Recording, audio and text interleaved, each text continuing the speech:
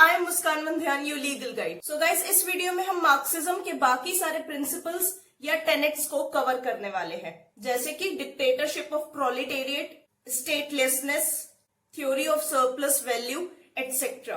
अगर आपने पार्ट 1 नहीं देखा है गाइस तो please watch that.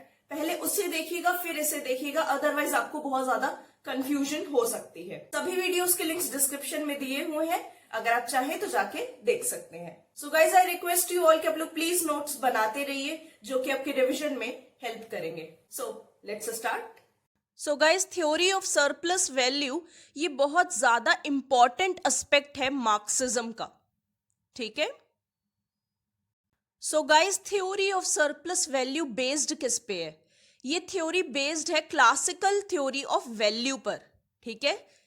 The theory of surplus value is based on the classical theory of value, जिसके थ्रू मार्क्स ने हमें एक्सप्लेन किया था कि कैपिटलिस्ट कैसे एक्सप्लॉइट करते हैं लेबरर्स को। थ्योरी ऑफ सरप्लस वैल्यू के पीछे क्या मार्क्स का मोटिव था, इसे क्यों प्रोपाउंड किया गया, अब वो देखते हैं। वो मोटिव ये था कि हमें मार्क्स बताना चाहते थे कि जो कैपिटलिस्ट क्लास है वो लेबर क्लास के लेबर पर डिपेंड रहती है, ठीक है।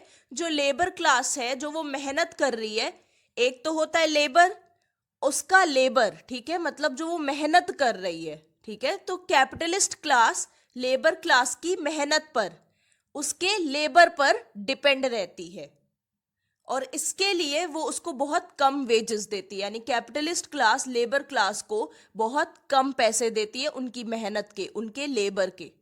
जस्ट वेजेस नहीं देती, यानी जितने मिलने चाहिए उतने नहीं देती है, उससे बहुत कम देती है, दस उन्हें एक्सप्लॉइट करती है। अपनी मर्जी के हिसाब से उन्हें पैसे देती है और उनके काम के, उनकी मेहनत के हिसाब से उन्हें पैसे नहीं देती है। So value of a commodity, किसी कमोडिटी की वैल्यू किस पर डिपेंड करती है? मार्क्सिज्म के according value of a commodity depend करती है उसमें कितने ज्यादा मेहनत लगी है, ठीक है, उसे प्रोड्यूस करने में, कितनी क्वांटिटी और अमाउंट ऑफ लेबर लगा है उसमें, उसे प्रोड्यूस करने में, उस कमोडिटी को प्रोड्यूस करने में। इस चीज से उस कमोडिटी की वैल्यू पता चलेगी, यानी कि किसने कितनी मेहनत उसमें लगी है उसे प्रोड्यूस करने के लिए। इससे उस कमोडिटी की वैल्यू हम निकाल सकते हैं अकॉर्डिंग टू मार्क्सिज्म। सो किसी भी चीज को प्रोड्यूस करने में, किसी भी प्रोडक्ट को प्रोड्यूस करने में, किसी की कमोडिटी को प्रोड्यूस करने में बाकी फैक्टर्स का भी रोल रहता है, ठीक है। मशीन्स का भी रोल रहता है, लैंड का भी रोल रहता है, और बाकी जो फैक्टर्स ऑफ प्रोडक्शन है वो भी काम करते हैं। बट मार्क्स के अकॉर्डिंग, कार्ल मार्क्स ने ऐसा कहा है कि बाकी सारे फैक्टर्स तो एकदम इसेंशियली नहीं है, ठीक है, उनकी इतनी वैल्यू नहीं है, वो इनसिग्निफिकेंट है, वो इतने इंपॉर्टेंट नहीं है जितना कि लेबर है, ठीक है। सी, यहां पे मैंने फर्स्ट लाइन लिखी है, labour is the sole creator of value. According to Marx labour ही सिर्फ वैल्यू क्रिएट करता है, बाकी सारे जो फैक्टर्स हैं वो इतने इंपॉर्टेंट नहीं है, उतनी इंपॉर्टेंस है ही नहीं उतनी जितनी की लेबर की है। और जबकि लेबर की इतनी ज्यादा इंपॉर्टेंस है तब भी कैपिटलिस्ट उन्हें अच्छे से पे नहीं करते हैं, उन्हें अच्छे से उनके पैसे नहीं देते हैं कैपिटलिस्ट। लेबर्स दो तरह की वैल्यूज क्रिएट करते हैं, necessary and surplus. So friends, आज के इस वीडियो में आपको थोड़े इकोनॉमिक्स के टर्म्स देखने को मिलेंगे। मैं पूरी कोशिश करूंगी आपके लिए इजी बनाऊं इस वीडियो को और इजीली आपको एक्सप्लेन करूं। सो लेबर्स दो तरह की वैल्यू क्रिएट करते हैं, नेसेसरी एंड सरप्लस।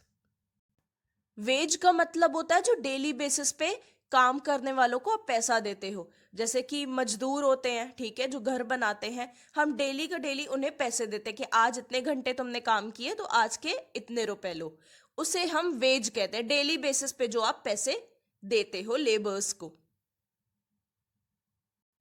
तो जो wage paid to the labourer, जो हम वेजेस देते हैं लेबर को, वो जनरली नेसेसरी वैल्यू के इक्वल में आता है। जो कैपिटलिस्ट वेजेस देते थे लेबर्स को, वो नेसेसरी वैल्यू के इक्वल रहता था। नेसेसरी वैल्यू के बराबर ही पे किया जाता था लेबर को, और जो बाकी बहुत सारा बचता था वो कैपिटलिस्ट ले लेते थे। यानी नेसेसरी वैल्यू के बाद जो इतना सारा बचता था, दैट इज सरप्लस वैल्यू, वो रख लेते थे capitalist, that is profits. Profits पूरे पूरे कैपिटलिस्ट रख लेते थे। सरप्लस वैल्यू का मैंने यहां मीनिंग भी दिया है। Surplus value is the main difference between the value of a commodity and the actual payment made to the laborers, and it is misappropriated by the employer who is none other but the capitalist. So जैसा कि हमने देखा कि सिर्फ labour ही create करता है value, ठीक है ना, अकॉर्डिंग टू मार्क्सिज्म सिर्फ लेबर ही वैल्यू क्रिएट करता है। तो जो उसने इतनी ज्यादा वैल्यू क्रिएट की है और उसे इतना जो कम पैसे मिल रहे हैं, ठीक है, जो उसे एक्चुअल पेमेंट हो रही है, उसके बीच का डिफरेंस, जो उसे पेमेंट करने के बाद जो इतना ज्यादा पैसा बच रहा है, जो इतना ज्यादा प्रॉफिट बच रहा है, इसे सरप्लस वैल्यू कहते हैं। ठीक है, मिस एप्रोप्रिएटेड का मतलब है हेर फेर कर देना, हिसाब में हेर फेर कर देना। वो कौन करता है? उनका एम्प्लॉयर। एम्प्लॉयर कौन है? कैपिटलिस्ट।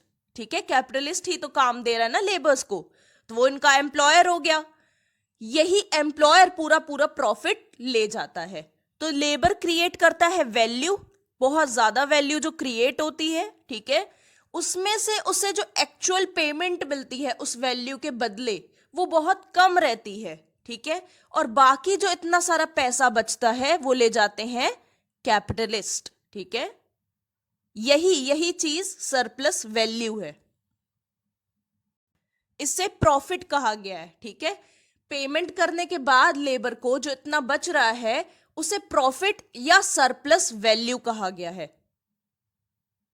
मार्क्स ने इस चीज को क्या टर्म दिया है? जो भी ये प्रोसेस हो रही है, इस चीज को मार्क्स ने टर्म दिया है लीगलाइज्ड रॉबरी।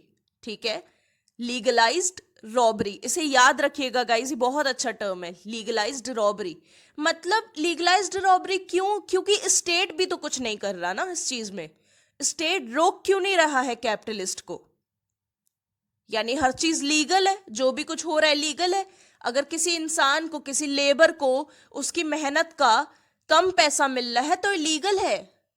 इस वजह से मार्क्सिज्म ने इसे कहा लीगलाइज्ड रॉबरी। यानी आप लीगल तरीके से डकैती कर रहे हो, बिल्कुल लीगल तरीके से, किसी भी तरीके की रोक नहीं है आप पे। और मार्क्सिज्म ने जैसे हमें बताया ही है कि भाई स्टेट तो कैपिटलिस्ट के फेवर में था। ठीक है, स्टेट कभी नहीं रोकता था कैपिटलिस्ट को कुछ भी बुरा करने से, तो यहां भी नहीं रोक रहा है, इसीलिए लीगलाइज्ड रॉबरी हो रही है। सो सरप्लस वैल्यू की क्वांटिटी पता करने के लिए आपको क्वांटिटी ऑफ एक्सप्लॉयटेशन पता होना चाहिए। मतलब जितना ज्यादा एक्सप्लॉयटेशन होगा उतनी ज्यादा सरप्लस वैल्यू होगी।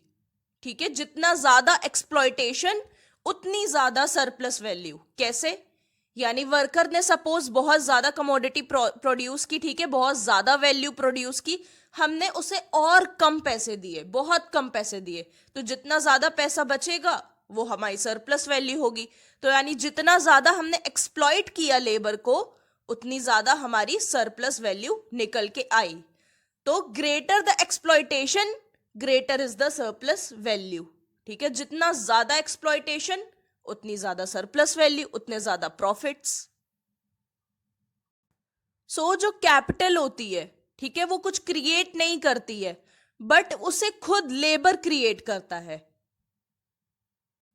सो मनी या वेल्थ कुछ क्रिएट नहीं करता है, इंस्टेड जो लेबर है वो उसे क्रिएट कर रहा है। ठीक है, लेबर मनी या वेल्थ क्रिएट कर रहा है, बट उसका आधा भी शेयर, उसका ढंग से शेयर तक नहीं मिलता है लेबर को, इंस्टेड उसे एक्सप्लॉइट किया जाता है।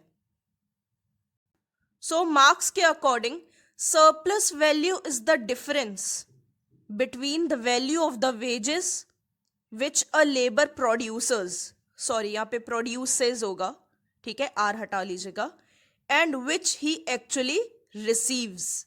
मतलब जितना ज्यादा लेबर प्रोड्यूस कर रहा है, ठीक है, उसके हिसाब से उसे वेजेस मिलने चाहिए। वो इतनी ज्यादा वैल्यू प्रोड्यूस कर रहा है तो उसे ज्यादा वेजेस मिलने चाहिए, बट उसे जितने मिलते हैं वेजेस, ठीक है, उसने इतनी ज्यादा वैल्यू प्रोड्यूस की है बट उसे कम वेजेस मिल रहे हैं, और जो बाकी जितना उसे मिलना चाहिए उससे कम मिल रहा है, तो बाकी जो बच रहा है उसके डिफरेंस को समझो यहाँ पे, ठीक है, जो उसे एक्चुअली में मिल रहा है और जितना उसे मिलना चाहिए उसके बीच का जो डिफरेंस है, जो बाकी इतना बच रहा है, उसे सरप्लस वैल्यू कहते हैं।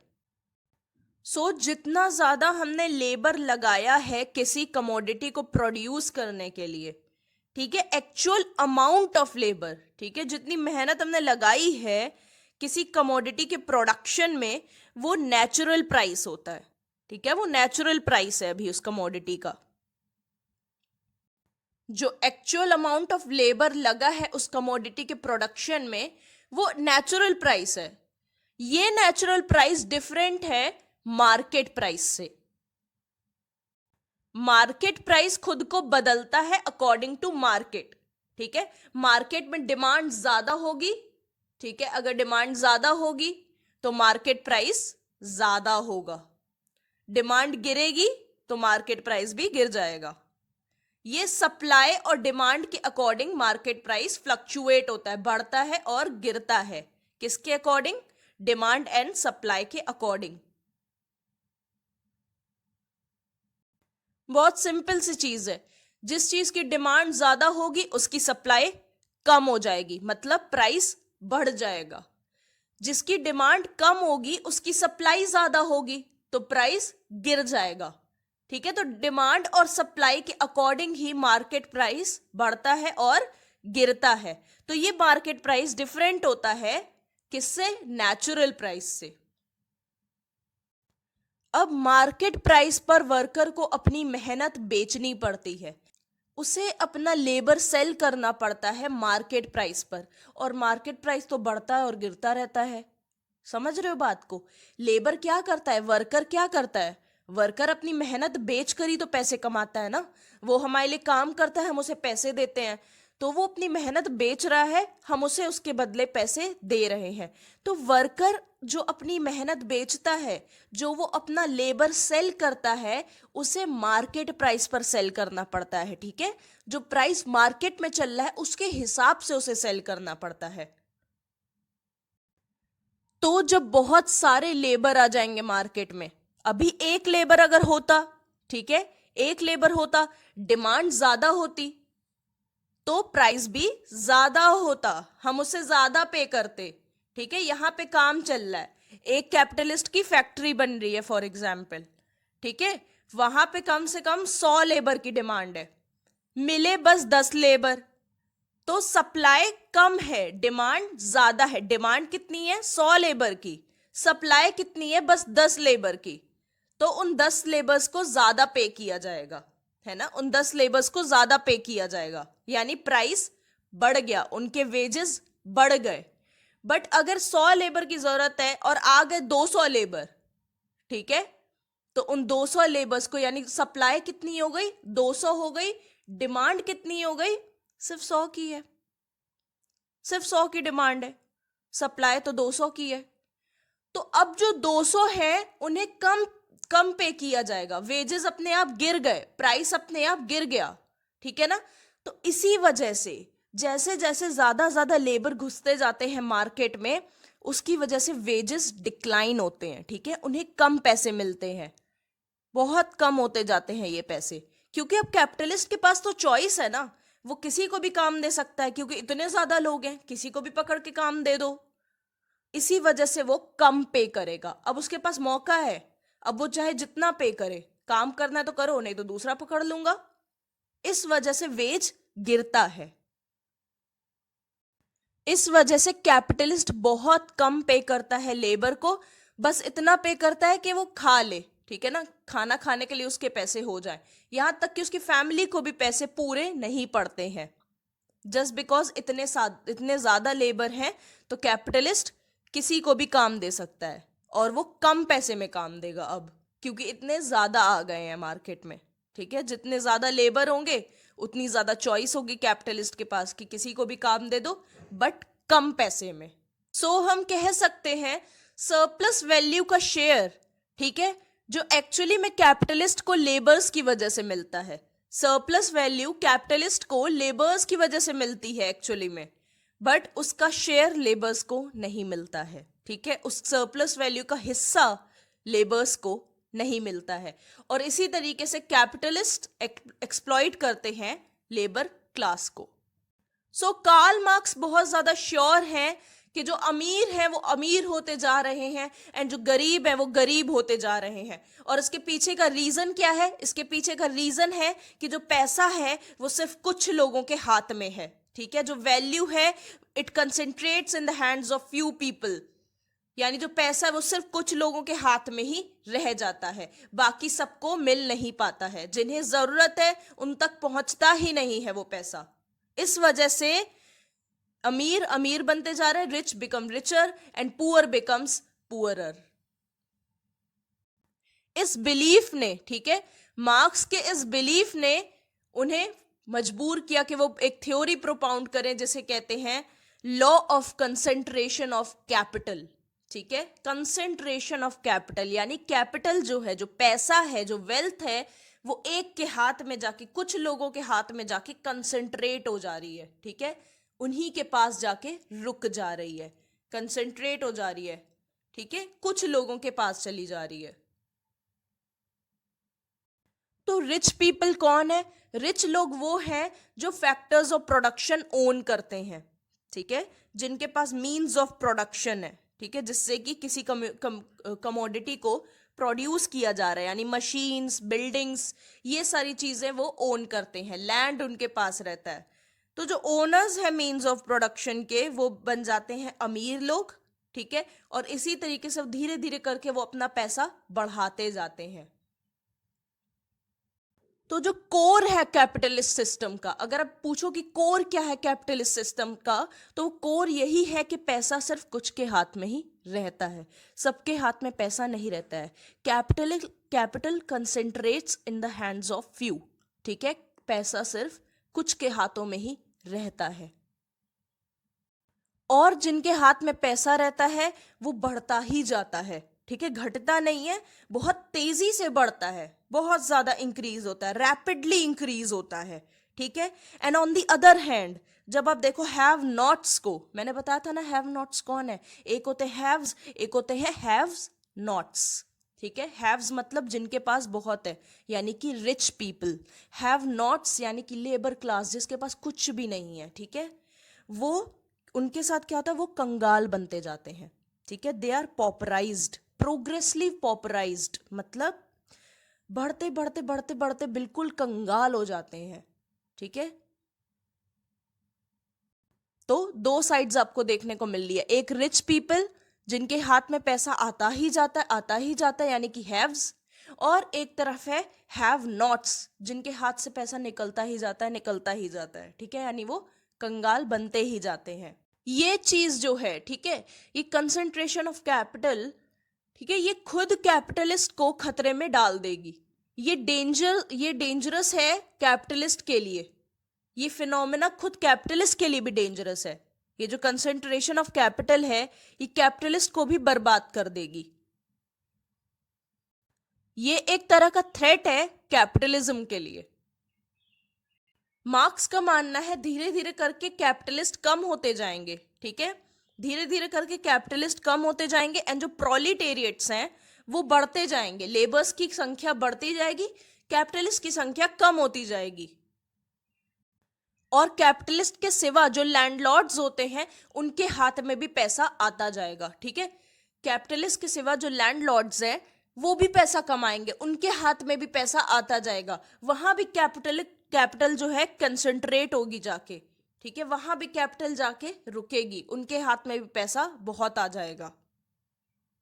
एंड फिर प्रोलिटेरिएट्स जो हैं वो कैपिटलिस्ट और लैंडलॉर्ड्स दोनों को ही खत्म कर देंगे। ठीक है, एक रिवॉल्यूशन के थ्रू, एक डिक्टेटरशिप के थ्रू दोनों को ही, कैपिटलिस्ट और लैंडलॉर्ड्स को, जो प्रोलिटेरिएट्स हैं वो ओवरथ्रो कर देंगे। ठीक है, उन्हें हटा देंगे, उन्हें भगा देंगे।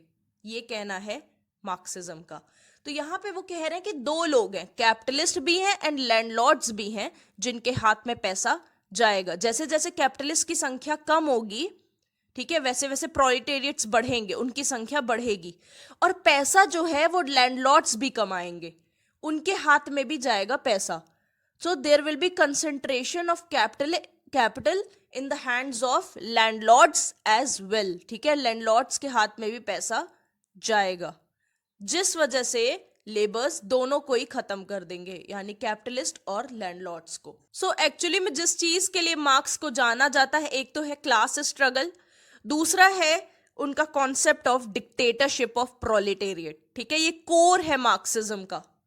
This is the very core of Marxism, dictatorship of proletariats. So proletariats वो लोग होते हैं जिनके पास अपनी जमीन नहीं है, अपनी प्रॉपर्टी नहीं है, ठीक है, और जिन्हें बुरी तरीके से सप्रेस किया जाता है, दबाया जाता है, किनके हाथों? कैपिटलिस्ट के हाथों, ठीक है। ये कैपिटलिस्ट इन्हें मैक्सिमम एक्सप्लॉयटेशन करते हैं इनका, एंड इस एक्सप्लॉयटेशन एंड ऑपरेशन से तंग आकर, इससे परेशान होकर प्रोलेटेरिएट्स जो हैं वो ओवरथ्रो कर देंगे कैपिटलिस्ट्स को, ठीक है, ओवरथ्रो कर देंगे मतलब कैपिटलिस्ट का डाउनफॉल हो जाएगा। एंड इसके बाद प्रोलेटेरिएट्स अपनी डिक्टेटरशिप लेकर आएंगे, ठीक है। जब कैपिटलिस्ट की गवर्नमेंट गिरेगी तो किसकी आएगी? अब आएगी प्रोलेटेरिएट्स की गवर्नमेंट, वो एक डिक्टेटरशिप होगी, ठीक है।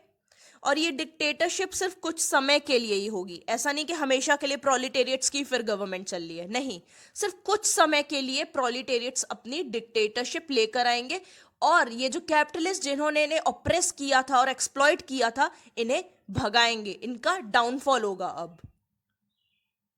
सो जो ये क्लास है, ठीक है, जो प्रोलेटेरिएट्स हैं, ये पैसा कैसे कमाते हैं? ये अपना लेबर सेल करके, अपनी मेहनत बेचकर अपनी रोजी रोटी कमाते हैं, ठीक है, ये ऐसे ही अपनी रोजी रोटी कमाते हैं। जो प्रॉफिट्स हैं, ठीक है, जो कैपिटलिस्ट प्रॉफिट्स रखते हैं, इनकी रोजी रोटी उन पर डिपेंड नहीं रहती है, ये अपनी मेहनत से अपनी रोटी कमाते हैं और उनके प्रॉफिट्स पर डिपेंड नहीं रहते हैं।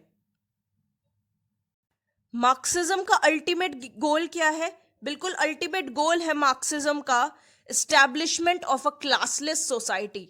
Establishment of a classless society यानी एक ऐसी सोसाइटी जिसमें कोई भी क्लास ना हो, ना कैपिटलिस्ट हो, ना प्रोलेटेरिएट हो, कोई ना हो, कोई क्लास ना हो, सिर्फ इक्वालिटी हो, सब लोग इक्वल रहे, है ना। बट इस गोल तक पहुंचने के लिए एक ट्रांजिशनल पीरियड भी आएगा, ठीक है। उस ट्रांजिशनल पीरियड को अब हम समझते हैं क्या है। इस ट्रांजिशनल पीरियड में, ठीक है, ये ट्रांजिशनल पीरियड कैसे आएगा? प्रोलेटेरिएट्स अपनी डिक्टेटरशिप लेकर आएंगे, ठीक है, एंड इस डिक्टेटरशिप के थ्रू, अपनी गवर्नमेंट के थ्रू, वो कैपिटलिस्ट की प्रॉपर्टी को खत्म करेंगे, ठीक है। पहले कैपिटलिस्ट का राज था, अब प्रोलेटेरिएट्स का राज होगा, और जो प्रॉपर्टी बची हुई है कैपिटलिस्ट की, उसे खत्म करेंगे। सारे राइट्स जो हैं कैपिटलिस्ट के, उन्हें खत्म करेंगे, उन्हें अबॉलिश करेंगे, ठीक है। इसी को नाम दिया है ट्रांजिशनल पीरियड का। यही कहलाता है ट्रांजिशनल पीरियड, जिसमें प्रोलेटेरिएट्स अपनी डिक्टेटरशिप लेकर आते हैं, कैपिटलिस्ट का डाउनफॉल शुरू होता है, एंड उनके राइट्स और प्रॉपर्टी को सीज किया जाता है एंड अबॉलिश किया जाता है। इसी को ट्रांजिशनल पीरियड कह रहे हैं। एक ट्रांजिशन हो रहा है, देखो ना, एक फेज से हम दूसरे फेज में जा रहे हैं। एक फेज क्या था? जिसमें कैपिटलिस्ट राज कर रहे थे। दूसरा फेज क्या है? जिसमें प्रोलेटेरिएट्स राज कर रहे हैं। तो एक ट्रांजिशन हो गया ना, एक फेज से दूसरे फेज में जाना, इसीलिए इसे ट्रांजिशनल पीरियड कहा गया है। सो ये लास्ट स्टेज है, ठीक है, मार्क्सिज्म का, जिसमें ऐसा बिलीव किया जाता है कि स्टेट विल विदर अवे, यानी स्टेट खत्म हो जाएगा, वो चला जाएगा। यही स्टेटलेसनेस अल्टीमेट गोल है मार्क्सिज्म का। सो कैपिटलिस्ट को डिस्ट्रक्ट होना ही है, कैपिटलिज्म का डिस्ट्रक्शन होना ही होना है, वो परमानेंट नहीं हो सकते। कैपिटलिस्ट क्लास को जाना ही जाना होगा, ठीक है, वो परमानेंट नहीं है। सो जैसे जैसे कैपिटलिस्ट आए, ठीक है, उसी तरीके से उनके ओपोनेंट का भी जन्म हो चुका था, ठीक है। कौन है कैपिटलिस्ट के ओपोनेंट्स? लेबर क्लास, ठीक है, और यही लेबर क्लास भगाएगी कैपिटलिस्ट को। सो जैसे जैसे, ठीक है, डिक्टेटरशिप ऑफ प्रोलिटेरिएट आएगी, ठीक है, जैसा कि हमने पहले वाले उसमें देखा प्रिंसिपल में, डिक्टेटरशिप ऑफ प्रोलिटेरिएट जब आएगी तो जो प्रोसेस है withering away of the state, जो स्टेट को हटाने की प्रोसेस है, वो भी शुरू हो जाएगी। ठीक है ना, जो प्रोलिटेरिएट्स हैं उनको दो काम करने हैं, एक तो कैपिटलिस्ट को हटाना है और एक स्टेट को भी हटाना है, उनके दो काम है। कैपिटलिज्म का एक तरफ से डिस्ट्रक्शन शुरू होगा, दूसरी तरफ से दूसरी प्रोसेस शुरू हो जाएगी स्टेट को हटाने की, ठीक है, स्टेट के जाने की, उसके विदरिंग अवे की भी प्रोसेस शुरू हो जाएगी साथ ही साथ।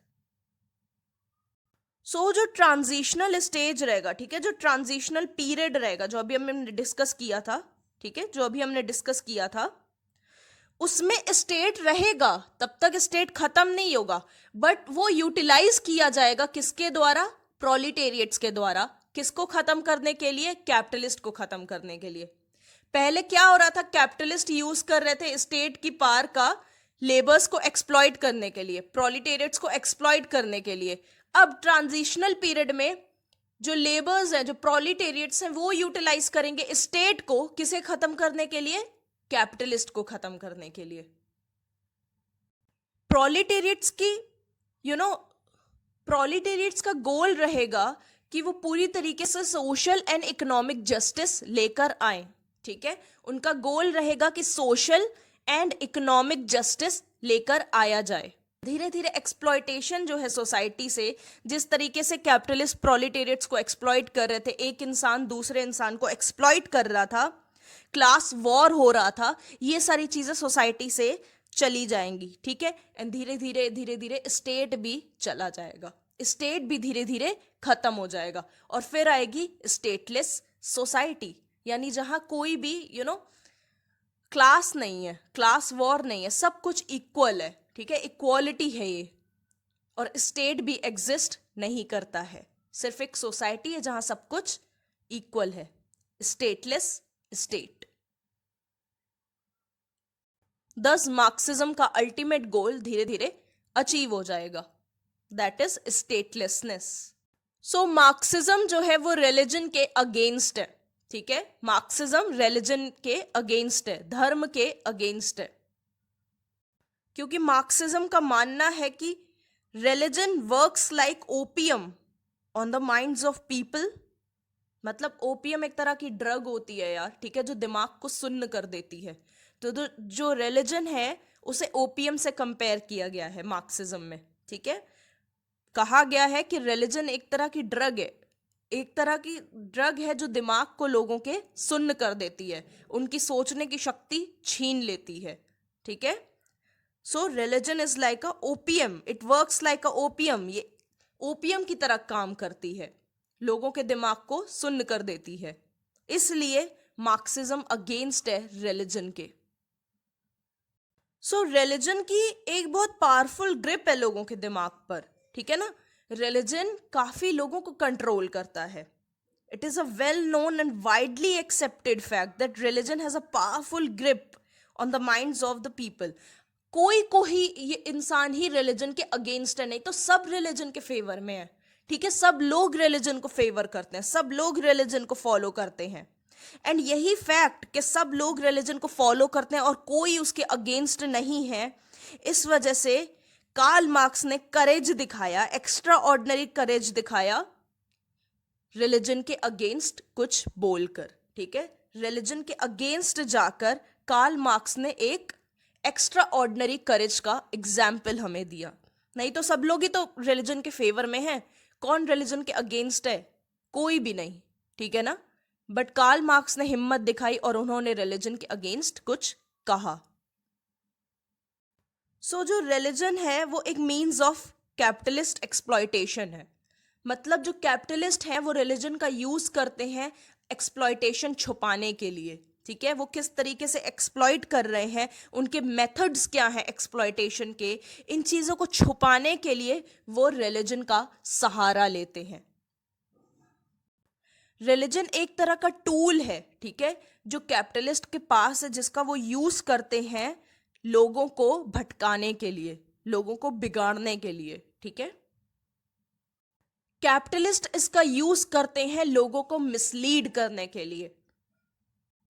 दस ये एक्सप्लॉयटर्स इस चीज को यूज कर रहे हैं, इस वजह से हमें रिलीजन को कंडेम कर देना चाहिए, ठीक है। गलत यूज हो रहा है रिलीजन का, और रिलीजन को गलत लोग यूज कर रहे हैं, इस वजह से रिलीजन को हमें कंडेम करना चाहिए, उसे छोड़ देना चाहिए, रिलीजन को नहीं मानना चाहिए। सो रिलीजन किसे सिक्योरिटी देता है, किसे बचाता है? रिलीजन बचाता है सोशल इनजस्टिस को एंड सोशल इनइक्वालिटी को। मतलब सोशल इनजस्टिस और सोशल इनइक्वालिटी को सिक्योरिटी कौन देता है? रिलीजन, ठीक है। तभी वो पनपते हैं सोसाइटी में। सोशल इनजस्टिस और इनइक्वालिटी क्यों है सोसाइटी में? बिकॉज रिलीजन उन्हें बचा रहा है, रिलीजन उन्हें सिक्योरिटी दे रहा है।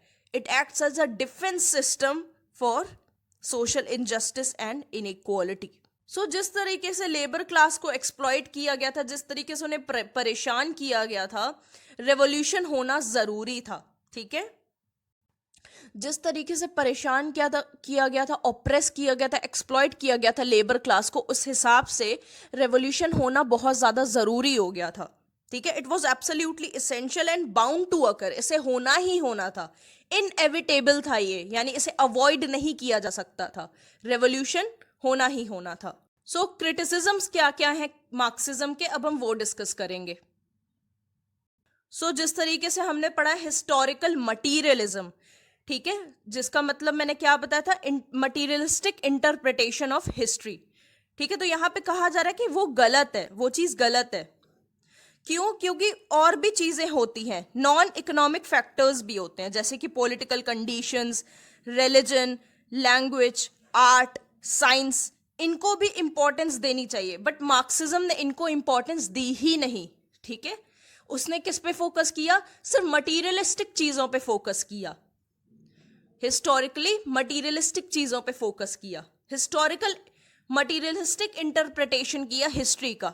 और जो बाकी नॉन इकोनॉमिक चीजें रहती, पॉलिटिकल कंडीशन, सारी नॉन इकोनॉमिक चीजें हैं, ठीक है, जिनके अभी मैंने नाम लिए, इन पर फोकस किया ही नहीं मार्क्सिज्म ने, जो कि गलत है, ठीक है। Materialistic interpretation of history is wrong. Second point भी वही चीज है, ठीक है।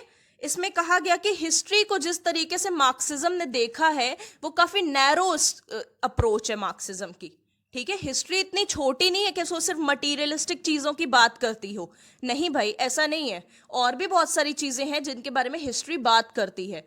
तो मार्क्सिज्म ने क्या किया है, बहुत ही नैरो अप्रोच रखी हिस्ट्री को देखने की, ठीक है। Marxian approach to history is very narrow, बहुत ही छोटी अप्रोच है मार्क्सिज्म की हिस्ट्री को देखने के लिए, जबकि हिस्ट्री बहुत ज्यादा है, वो सिर्फ मटीरियल ही नहीं है, वो उससे भी कहीं ज्यादा है। और इसका पूरी तरीके से मार्क्सिज्म का फेवर क्या है? Material conditions of life. Marxism ने सिर्फ मटीरियल कंडीशंस ऑफ लाइफ पर ही बात की है, बाकी चीजों के बारे में बात की ही नहीं है, जो एक्चुअली में हमने पढ़ा भी, हमने किसी और चीज के बारे में नहीं पढ़ा, उन्होंने सिर्फ मटीरियल कंडीशंस की ही बात की हमसे, ठीक है ना। सो मार्क्सिज्म ने जिन रिवोल्यूशनरी मेथड्स की बात की है, हमने बताया नहीं था कि रिवोल्यूशन होगा तो डिक्टेटरशिप ऑफ प्रोलिटेरिएट्स आएगी, ठीक है, प्रोलिटेरिएट्स फिर कैपिटलिस्ट को भगाएंगे।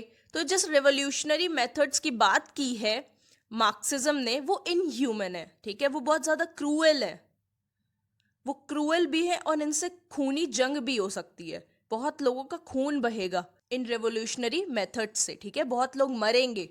तो ये मेथड बहुत ज्यादा क्रूएल है एंड इनह्यूमन है, और इससे बहुत ज्यादा लड़ाइयां होंगी, बहुत खून बहेगा। सो जैसा कि मार्क्सिस्ट व्यू पॉइंट ने कहा था कि स्टेट एक तरह का इंस्ट्रूमेंट है, किसके हाथों में? कैपिटलिस्ट के हाथों में, जिसकी वजह से वो एक्सप्लॉइट करते हैं वर्कर्स को, ठीक है। It is an instrument in the hands of capitalists to exploit workers, जो कि गलत है, ठीक है, जो कि सच नहीं है। ऑन द कॉन्ट्ररी, ठीक है, उल्टे साइड ये होता है, जबकि सच में ये होता है कि जो मॉडर्न स्टेट्स है वो वेलफेयर स्टेट्स है, ठीक है। उनका मोटिव क्या है? इन स्टेट्स का मोटिव क्या है कि ऐसे लॉज बनाए जाएं, ठीक है, जो कि वर्कर्स की, पेजेंट्स की, जो गरीब लोग हैं उनके वेलफेयर के लिए काम करें, उनकी लाइफ अच्छी करें, ऐसे लॉज बनाए जाने चाहिए। तो मॉडर्न स्टेट्स वेलफेयर स्टेट्स हैं, जिस तरीके से मार्क्सिस्ट ने बोला है वो चीज सच नहीं है। जैसा कि मार्क्सिज्म में कहा गया है कि जो प्रोलिटेरिएट्स हैं वो कैपिटलिस्ट को भगा देंगे, ठीक है, ओवरथ्रो कर देंगे कैपिटलिस्ट को। ये चीज बहुत ज्यादा हजार्ड से भरी हुई है, खतरों से भरी हुई है ये चीज। क्यों? क्योंकि इस चीज से कभी भी हमें स्टेबिलिटी नहीं मिलेगी सोसाइटी में। जिस तरीके से बात की जा रही है कि डिक्टेटरशिप आएगी प्रोलिटेरिएट्स की, एक ट्रांजिशनल पीरियड होगा और उसके बाद ये रिप्लेस कर देंगे किसको? कैपिटलिज्म को, है ना। प्रोलिटेरिएट्स रिप्लेस कर देंगे कैपिटलिज्म को, उन्हें ओवरथ्रो कर देंगे। ये चीज बहुत ज्यादा खतरे से भरी हुई है और इस चीज से कभी भी सोसाइटी में स्टेबिलिटी तो नहीं आएगी। क्यों नहीं आएगी? क्योंकि क्या कैपिटलिस्ट चुपचाप देखते रहेंगे उन्हें भगाया जाएगा? तो किसी का डाउनफॉल होगा तो क्या वो चुपचाप देखेगा? नहीं भाई, रिएक्ट करेगा। कोई एक्शन हो रहा है तो उसका रिएक्शन आएगा। कैपिटलिस्ट भी रिएक्ट करेंगे और वो कोशिश करेंगे कि वर्कर्स का डाउनफॉल हो जाए, ठीक है, वर्कर्स को ही ओवरथ्रो कर दिया जाए। इस तरीके से क्या होगी? हमेशा लड़ाइयां होती रहेंगी। एक तरफ से वर्कर्स आएंगे, एक तरफ से कैपिटलिस्ट आएंगे, हमेशा लड़ाई का माहौल बना रहेगा, ठीक है। इससे नेशन की प्रोग्रेस रुकेगी, ठीक है, नेशन की इकोनॉमिक प्रोग्रेस रुकेगी एंड कल्चरल एडवांसमेंट भी नहीं हो पाएगा। ना तो कल्चरली हम डेवलप कर पाएंगे, ना ही इकोनॉमिकली हम डेवलप कर पाएंगे, क्योंकि दोनों ही क्लासेस, लेबर्स एंड कैपिटलिस्ट, आपस में लड़ते ही रह जाएंगे। कभी ये क्लास लड़ेगी, कभी वो क्लास लड़ेगी और ये कभी खत्म होगा ही नहीं, कभी खत्म नहीं होगा। इस वजह से जिस तरह से मार्क्सिज्म ने कहा गया है कि एक क्लास दूसरी क्लास को रिप्लेस कर देगी, ये बहुत चीज गलत है और बहुत खतरे से भरी हुई है। जिस तरीके से मार्क्सिज्म में हमें 6 स्टेजेस दे दिए और उसमें से एक स्टेज था, क्या स्टेज था वो? स्टेटलेसनेस, है ना, कि स्टेट चला जाएगा, स्टेट विल विदर अवे। जैसा कि ये प्रेडिक्ट किया था कार्ल मार्क्स ने, ये चीज झूठ है, ठीक है, इट इज फॉल्स। ऐसा सच नहीं है, ऐसा हो ही नहीं सकता। जैसा कि मार्क्स ने कहा था कि लेबर सिर्फ खुद ही वैल्यू क्रिएट करता है, ठीक है, labour is the sole creator of value, सिर्फ वही वैल्यू क्रिएट करता है। इस चीज को एंगल्स, ठीक है, एंगल्स जो मार्क्स के बेस्ट फ्रेंड थे, उन्होंने भी इस चीज से अग्री नहीं किया था, उन्होंने भी मना किया था कि नहीं, ऐसा नहीं है। क्योंकि एंगल्स का मानना था कि मशीनरी भी हेल्प करती है लेबर की, बहुत हद तक मशीनरी हेल्प करती है लेबर की उसे वैल्यू क्रिएट करने में, जो कि मार्क्स ने डिनाई कर दिया था कि नहीं, सिर्फ लेबर खुद ही वैल्यू क्रिएट करता है, he is the sole creator of value. यहां तक कि क्रिटिक्स ने यह कहा है कि जो वर्कर्स हैं वो मशीनरी के बिना काम कर ही नहीं सकते हैं, ठीक है, जो वर्कर्स है बिना मशीनरी के काम कर ही नहीं सकते हैं, जो कि ये चीज प्रूव करता है कि वर्कर्स के साथ साथ और भी बहुत सारे फैक्टर्स हैं जो उसकी मदद करते हैं वैल्यू क्रिएट करने में, है कि नहीं। मार्क्स की जो थ्योरी ऑफ सरप्लस वैल्यू है उसे भी क्रिटिसाइज किया गया बिकॉज ये बहुत ज्यादा इंपॉर्टेंस दे देती है लेबर को, एंड बाकी सारी factors of production, land, capital, business organisation, इन सबको बुरी तरीके से इग्नोर करती है, ठीक है, बहुत ज्यादा इग्नोर करती है, क्योंकि ये सारी चीजें वर्कर्स को गलत रास्ते पे ले जा रही हैं, ठीक है। ध्यान से भी देखो, ये सारी चीजें वर्कर्स को इतनी ज्यादा इंपॉर्टेंस दे देती हैं जिसकी वजह से वर्कर्स गलत रास्ते पे चले जाएंगे, ठीक है, उनके माइंड्स में कुछ और ही पिक्चर क्रिएट होगी सोसाइटी को लेके, जो कि चीज गलत है। यानी कुछ भी तुम्हें चाहिए फिर तो तुम रेवोल्यूशन से मांग लोगे, जब भी कुछ चाहिए होगा रेवोल्यूशन खड़ा कर दोगे, तो ये चीज गलत है, ये चीज इलीगल है। प्लस जो बाकी फैक्टर्स ऑफ प्रोडक्शन है वो भी मेहनत कर रहे हैं, ऐसा तो नहीं है वो मेहनत नहीं कर रहे हैं, तो एक तरीके से उनके साथ भी इनजस्टिस किया है मार्क्स ने, उन्हें इंपॉर्टेंस ना देकर। तो जिस तरीके से मार्क्स ने स्टेट को ऐसा कहा कि it is an instrument of exploitation and operation, ये चीज बहुत ज्यादा गलत है, ठीक है। बिल्कुल ये चीज सच है कि कुछ कंट्रीज में ऐसी गवर्नमेंट्स होती हैं जो अपनी अथॉरिटी का गलत यूज करती हैं, ठीक है, अपने सेल्फिश मोटिव्स के लिए, अपने सेल्फिश मोटिव्स के लिए, अपने स्वार्थ के लिए अपने पावर का गलत यूज करती हैं। बट इसका मतलब ये नहीं है कि स्टेट पूरी तरीके से ही सबको ऑप्रेस करता है, ठीक है। इसका मतलब ये नहीं है कि स्टेट कुछ क्रिएट नहीं करता, स्टेट कुछ वैल्यू नहीं देता है अपने सिटीजन्स को, या स्टेट सिर्फ एक ऑब्स्ट्रक्टिव एजेंसी है, ये सारी चीजें कहना गलत होगा। स्टेट सिर्फ एक ऑब्स्ट्रक्टिव एजेंसी नहीं है, ठीक है, वो सिर्फ ऑब्स्ट्रक्ट ही नहीं करती, सिर्फ चीजों को रोकती ही नहीं है, वो कुछ क्रिएट भी करती है, ऐसा नहीं है। और ऐसी बहुत सारी चीजें जिनका एग्जाम्पल दिया जा सकता है जहां स्टेट ने भी वैल्यू क्रिएट की है, कुछ वेलफेयर किया है लोगों का, ठीक है, सोशल सर्विस की है इतनी ज्यादा, उनका एग्जाम्पल दिया जा सकता है जो कि स्टेट के फेवर में है। क्योंकि मॉडर्न टाइम्स में देखा जाए तो गवर्नमेंट सोशल स्कीम्स लाती हैं, ठीक है, सोशल वेलफेयर के लिए बहुत सारी स्कीम्स चलाई जाती हैं गवर्नमेंट द्वारा, बहुत सारे प्रोग्राम्स पॉलिसीज होती हैं। तो यहाँ पे हम देख सकते हैं कि कैसे गवर्नमेंट्स प्रोटेक्ट करती हैं अपने सिटीजन्स को, कैसे स्टेट बचाता है अपने सिटीजन्स को, उन्हें सिक्योरिटी प्रोवाइड करता है, security to life and property देता है, ठीक है, उनका वेलफेयर और हैप्पीनेस प्रमोट करता है। तो क्या ये सारी चीज़ें स्टेट नहीं कर रहा है? हाँ, कुछ चीज़ों को ऑब्स्ट्रक्ट करता है स्टेट, लेकिन वो चीज़ें ज़रूरी भी हैं। बट स्टेट बहुत ज़्यादा क्रिएटिव भी है ना, वो एक क्रिएटिव फोर्स है और वो ज़रूरी है। सो जिस तरह से रिलीजन को ओपियम से कंपेयर किया है कार्ल मार्क्स ने, वो इनजस्टिस किया गया है रिलीजन के साथ, ठीक है, वो रिलीजन के साथ बहुत बड़ा इनजस्टिस है, बिकॉज रिलीजन एक बहुत वाइटल, एक बहुत ही इंपॉर्टेंट फोर्स है ह्यूमन लाइफ में। मार्क्स को क्रिटिसाइज करना चाहिए था उन लोगों को जो कि रिलीजन का गलत यूज करते हैं, बल्कि मार्क्स ने तो रिलीजन को ही क्रिटिसाइज कर दिया। मार्क्स ने कह दिया रिलीजन को ही हटा दो, रिलीजन को ही कंडेम करो, लेकिन एक्चुअली में उन लोगों को क्रिटिसाइज करना चाहिए था कार्ल मार्क्स को जो कि रिलीजन का गलत इस्तेमाल करते हैं। एक्चुअली में तो उन लोगों को क्रिटिसाइज किया जाना चाहिए ना जो कि रिलीजन का अपने सेल्फिश मोटिव, अपने स्वार्थ के लिए गलत यूज करते हैं। सिर्फ खुद रिलीजन को ही क्यों क्रिटिसाइज किया जाना चाहिए? सो रिलीजन की इंपॉर्टेंस हर इंडिविजुअल के लिए अलग अलग है, ठीक है, हर इंडिविजुअल के लिए रिलीजन अपनी तरीके से इंपॉर्टेंट है, उसे कॉन्ट्रडिक्ट नहीं किया जा सकता। सो रिलीजन का अगर सही इस्तेमाल किया जाए तो ऐसा बहुत बार हुआ है कि रिलीजन ने नेशन की एज वेल एज इंडिविजुअल्स की हेल्प की है डेवलप होने में, अगर उसका सही इस्तेमाल किया जाए तो। सो मार्क्सिज्म को क्रिटिक्स ने एंटी रिलीजियस कहा है और अथीस्ट्स भी कहा है, यानी जो भगवान में विश्वास नहीं रखते हैं ये भी कहा गया है, और कहा गया ये एंटी रिलीजियस लोग होते हैं। मार्क्सिस्ट जो होते हैं वो अथीस्ट्स होते हैं जो भगवान में विश्वास नहीं रखते, और एंटी रिलीजियस भी होते हैं। क्यों? क्योंकि मार्क्सिज्म हमें मटीरियल लाइफ पे फोकस करने को ज़्यादा बोलता है, ठीक है, मार्क्सिज्म बोलता है मटीरियल लाइफ पे ज़्यादा फोकस करो, मटीरियलिज्म को इम्पोर्टेंस ज़्यादा दो, and ethical and spiritual life को वो इग्नोर करता है, जो कि बहुत ज़्यादा ज़रूरी है देखा जाए तो, ठीक है। Marxism spiritual and ethical life को इग्नोर करता है, उसकी वैल्यू घटाता है, और मटीरियलिज्म को बहुत ज़्यादा इंपॉर्टेंस देता है और उसे बढ़ाता है। मार्क्सिज्म ने अपने मटीरियलिज्म की वजह से बहुत ज़्यादा हेट्रेट फैलाई है, ठीक है।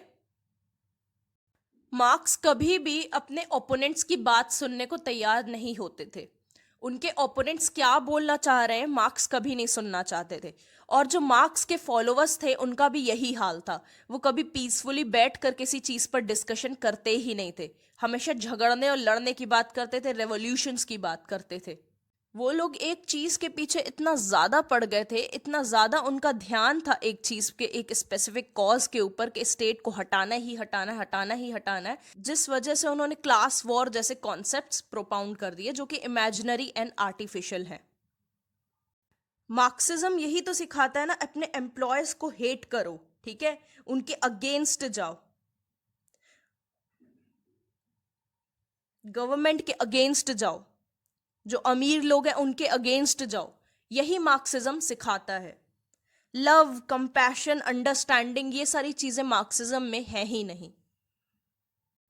इसी वजह से इस एटीट्यूड को क्रिटिक्स ने वायलेंट कहा है, ठीक है, और डेंजरस बताया है सोसाइटी के लिए। सो मार्क्सिज्म में जैसे कहा गया है कि rich become richer and poor become poorer, is not true, ये सच नहीं है, ठीक है, ये रियलिटी नहीं है। बिकॉज ऐसी बहुत सारी कैपिटलिस्ट कंट्रीज हैं जो एक्चुअली में मेहनत कर रही हैं ताकि जो वर्कर्स का लिविंग स्टैंडर्ड है, ठीक है, जो लाइफ स्टैंडर्ड है उसे बढ़ाया जा सके, उसे इंक्रीज किया जा सके, उन्हें अच्छी कंडीशंस दी जाए रहने की लेबर्स को। तो सच में वो लेबर्स के लिए वर्क कर रही हैं। तो rich become richer, poor become poorer का कॉन्सेप्ट गलत है, झूठा है, रियलिटी से हटके है। तो जिस तरीके से मार्क्सिज्म में ये कहा गया कि कैपिटलिस्ट कम हो रहे हैं, कैपिटलिज्म धीरे धीरे सोसाइटी से जा रहा है, क्रिटिक्स ने कहा ऐसा कुछ भी नहीं है, ठीक है। ऐसा बिल्कुल नहीं रखता कि कैपिटलिज्म खत्म होने वाला है या वो खत्म हो रहा है, तो ये चीज भी झूठी निकली। सो ये बिल्कुल सच है कि ऐसे कुछ कॉन्सेप्ट्स दिए गए हैं मार्क्सिज्म में जिससे हम सब डिसअग्री करते हैं, बट ये भी सच है कि मार्क्सिज्म ने बहुत सारे लोगों से अपील की है, ठीक है, बहुत सारे लोगों का दिल भी जीता है। There are millions of people around the globe जो सच में इंस्पायर्ड है मार्क्सिज्म से। ये ऐसी बहुत सारी कंट्रीज है जो मार्क्सियन आइडियाज को एक्सेप्ट करती हैं, ठीक है, उसके वे ऑफ लाइफ को एक्सेप्ट करती हैं, ऐसी बहुत सारी कंट्रीज हैं। और जो कैपिटलिस्ट द्वारा सताए गए लोग हैं, जो कैपिटलिस्ट से परेशान हैं, ठीक है, उनके लिए होप है ये मार्क्सिज्म, ठीक है। मार्क्सिज्म द्वारा बताई गई चीजें ये होप है उन लोगों के लिए जिनको कैपिटलिस्ट ने बहुत ज्यादा सताया है।